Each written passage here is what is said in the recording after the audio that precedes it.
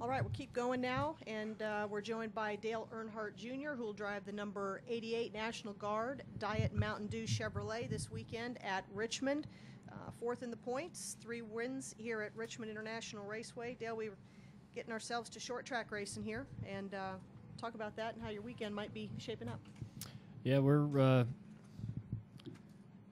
look, I like short tracks, and this is been a good one for us for a couple races, and I've always enjoyed running here. So it's a fun track, not your typical short track with the way the front straightaway is, and definitely makes each corner unique from the other, and the way you drive the track can change throughout the race, and so it's a lot of fun for a driver. So I enjoy racing here, and think it'll be a good race.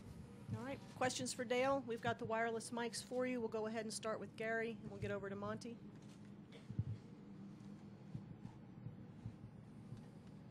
Gary Graves, USA Today. I guess I'll start off with a football question first. Your reaction to the Redskins drafting Robert Griffin last night? Yeah. Hope it's a good deal. Hope the Skins are successful. Hope Robert's successful. He seems like a good guy. And, it's going to be fun to be a Redskins fan and see how that kind of plays out this year and see how well he does. So I know all the Redskins fans are excited and expecting big things, and so am I. And he, I guess after the past few years, how much hope do you really have now with him? Well, you always go into every season hoping for the best and trying to justify the players and the positions they're in and what the team's potential can be, and every year you start off wishing them to the playoffs and justifying how that might happen, and then the season plays itself out. So this year's no different. Monty Dutton, Jackson Gazette. I was sort of amused last week over the fact that when you said that you thought you were the best guy out there, there was some sort of small flap when I thought that anybody who's a competitor should think they're the best out there, whether I'm writing a story. And I got struck about what a flap there would have been if you had done the reverse and said you were the worst guy out there. Yeah. So it was a damned if you do, damned if you don't question. And you probably got more experience with those than anybody in this business. And I just wondered how you handled that. When you answered that question, did you know that people would start gossiping about it? Yeah, sure. I mean, that's a heavy, that's a healthy debate that is healthy among race fans as far as who's the best driver, and all the drivers in the garage feel like they're the best individually, and they should. That's kind of the way you have to approach it. I think I learned a long time ago that if you don't have confidence in your car, that can be problematic for you. If you don't have confidence in your crew chief, then that can be problematic for you. And if you don't have the same confidence in yourself, that it's just not conducive to being successful. You have to feel like you're here and you're the best, and that's the way you should feel. I think in any profession, you have to have that kind of confidence, and that's you want to have that kind of confidence, and I think that's the way to be. So I don't know. I figured that that was definitely debatable, and the race fans are going to voice their opinion, and that's good. And I certainly don't like to rock any boats, but you got to answer the question honestly. Let's go to Marty, David Newton. We'll come over to Reed, and then to Doug. Marty Smith, ESPN. Dale, take me back to 4 years ago here, please, and what you remember about that night when you and Kyle were racing for the win. And also, I'm curious about your opinion on maybe how that night impacted your trajectory at Hendrick Motorsports. Yeah, I don't think it really had a big effect on, our performance going forward. I feel like that we had some good runs after that, and we struggled as a team at times too. But it didn't really change the dynamics between me and Tony Jr., which ultimately that sort of, played itself out. And we made all the changes we made, and here we are today. But that was not the best day ever.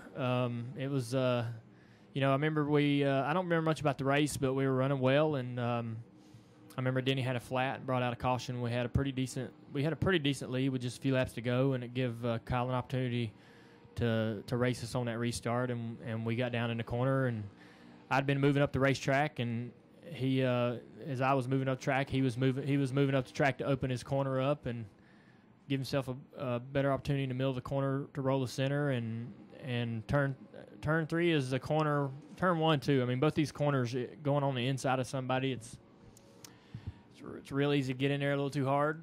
I wrecked Kyle the next race here, getting into one, kind of doing the same thing, just over driving the car on the inside of him, and I run over Jimmy Spencer getting into 3 once in my first race here in 1999, just overdoing it, and it was for the lead with a few laps to go, and it was really difficult to stomach, but it sure was exciting, and it was a difficult pill to swallow, but we've had a lot of good runs here, and we've had some good runs since, so hopefully we can get a win. I'd like to I'd like to win here again, and that would definitely make me feel a little bit better about it, because I felt like we had the caution not come out, I think we would have probably won that race. Good, David. Yeah, David Newton, ESPN.com. 2 questions. One, what did you think of the decision at Bristol to just go with the grinding? And 2, with 2 straight weeks of no wrecks, are you kind of predicting all hell's going to break loose this week?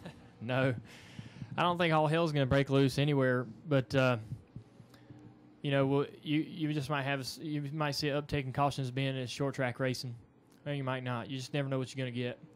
I myself,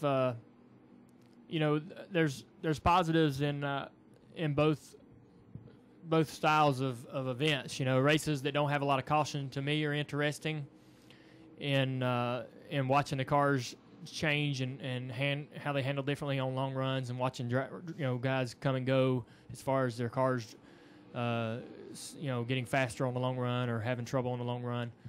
I enjoy that, and I enjoy obviously car races with a lot of cautions and a lot of restarts, and a lot of there's pluses to both sides of it. And I think there's fans that enjoy both sides of it. But I don't know when when we might all start getting more aggressive or whatever. But I don't think I still feel like it's pretty early in the season. Everybody's trying to just get as many points as they can get and trying to put themselves in position to make the chase. If you go out there running over each other and these damaging your car and costing yourself 10 points here and 10 points there, I mean, you can lose the opportunity to make the chase pretty quickly. So you have to be pretty smart the way you drive your car. As far as Bristol goes, I think that I think the racing will be the same. I think the track's going to be the same. I know that they probably didn't have a lot of time in between now and the race to do everything they wanted to do. And the track, obviously is, just grinding that groove is going to take a little grip away from it. But once we lay the rubber back down up there, which we will, it'll be just like the track is now, which I think that's fine. I don't think everybody needs to get too stirred up about it. It's just I think that the reason that attendance is down is because they spiked the hotel rates so bad there in that town, as they do most of the towns. Gas is expensive. To stay in Knoxville or somewhere like that is not, doesn't make a lot of sense because of how expensive gas is. So, it's just not as affordable to go to events as it used to be.